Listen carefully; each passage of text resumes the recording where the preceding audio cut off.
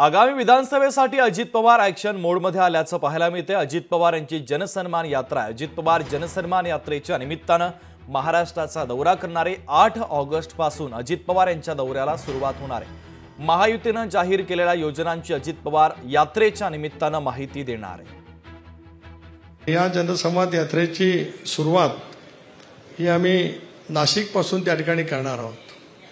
या जनसन्मान यात्रेच्या निमित्ताने समाजातल्या सर्वच घटकांशी थेटपणाचा संवाद दादांचा त्या ठिकाणी होईल। योजनांच्या पुरता केवळ सीमित राहणार नाही, योजना आहेत त्या योजनेच्या निमित्ताने समाजातल्या वेगवेगळ्या घटकांना नेमकं काय अपेक्षित आहे, त्यांच्या भावना नेमकं काय आहेत हे जाणून घेणं आणि महिला, युवक, शेतकरी, आदिवासी आणि उपेक्षित घटकांशी दादांचा संवाद त्या ठिकाणी राहील।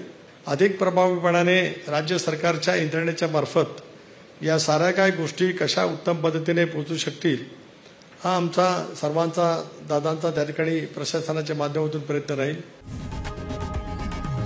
लोकशाही मराठी ऐका, पहा, जागरूक रहा।